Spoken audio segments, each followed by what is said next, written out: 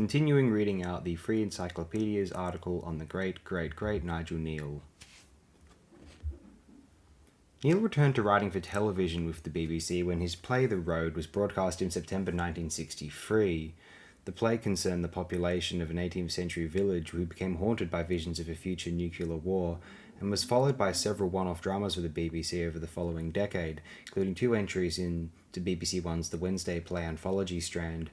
During this period, he was regarded as one of the finest writers working for the BBC by Sean Sutton, the head of drama for BBC Television.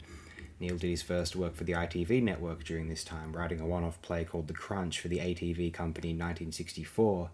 A particular critical success was the year of the Sex Olympics, broadcast as part of BBC Two's Theatre 625 series in July 1968. In the programme, a group of people creates a show within a show called The Live Life Show, in which a family are filmed as they struggle to live on an isolated rural island. It becomes a massive success, especially when a murderer is introduced into the setup. The year of the Sex Olympics has been praised for its foreshadowing of the rise of reality television programs such as Big Brother, 1999 to present, and Celebrity Love Island, 2005 to 2006. Critic Nancy Banks Smith wrote in 2003 that in the year of the Sex Olympics, Neal foretold the reality show and, in the scramble for greater sensation, its logical outcome. This is satire from a TV insider, but it mutates into something far more desolate and disorientating. In 1965, Neal had been approached by the producer of the BBC Two science fiction anthology series Out of the Unknown to write a new one-off 75-minute Quatermass story for the programme. Nothing came of this, but he would write The Chopper 6 years later for the 4th and final series. It was about the vengeful spirit of a dead motorcyclist who was reluctant to have his wrecked machine and manifests itself to a woman journalist as motorbike noise. It featured Patrick Troughton as a mechanic, although the episode is now lost. In 1972, he was commissioned by the BBC to write a new 4-part Quatermass serial based in a dystopian near-future world overrun with crime, apathy, martial law, and youth cults. The serial was announced as a forthcoming production by the BBC in November, and some model filming was even begun in June 1973, but eventually budgetary problems and the unavailability of Stonehenge, a central location in the scripts, led to the project's cancellation. Neal's next script for the BBC was The Stone Tape, a scientific ghost story broadcast on Christmas Day 1972. Les Cook praised the production when writing in 2003, describing it as one of the most imaginative and intelligent examples of the horror genre to appear on British television, a single play to rank alongside the best of play for today. His final BBC work was an entry into a series called Bedtime Stories, adapting traditional fairy tales into adult dramas. Neal's last script for the BBC, Jack and the Beanstalk, was transmitted on the 24th of March 1974. Neal's remaining television work was written for ITV.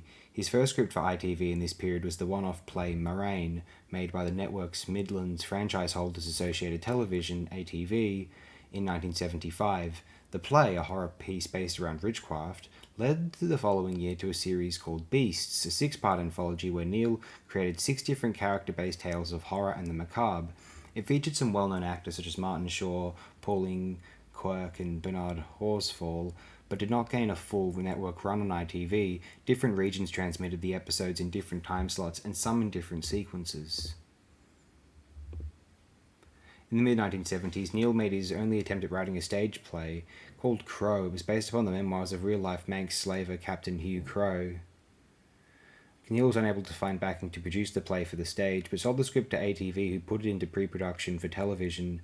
Shortly before filming, it was cancelled by ATV's managing director Lou Grade, and Neal was never told why.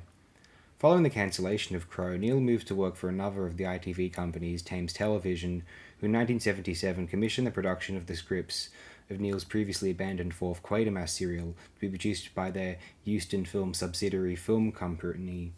The production, Quatermass, was structured to work both as a 4-episode serial for transmission in the UK and a 100-minute film version for cinema release overseas, something Neal later regretted agreeing to. Starring John Mills as Quatermass with a budget of over £1 million, more than 50 times the budget of Quatermass in the Pit in 1958, the serial was not as critically successful as its predecessors, thematically no less awesome than Mr. Neal's earlier science fiction essays for BBC Television. His ITV debut has proved only a so-so affair, was the verdict of the Times on previewing the final episode. Tying in with the series, Neal returned to prose fiction when he wrote his only full-length novel, Quatermass, a novelisation of the serial. Neil's next television series was a departure from his usual style. Kinvig, his sole attempt at writing a sitcom produced by London Weekend Television and broadcast on ITV in the autumn of 1981. Although his first out-and-out comedy, Neil stressed that there had always been elements of humour present throughout his scripts.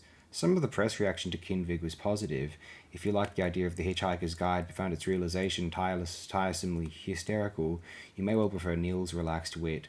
Cast splendid, direction deft was the Times preview of the first episode. The series was not a commercial success, although Neil later remained personally pleased with it. We'll close it here. Thanks everyone. Appreciate it immensely. We may conclude this in the next one.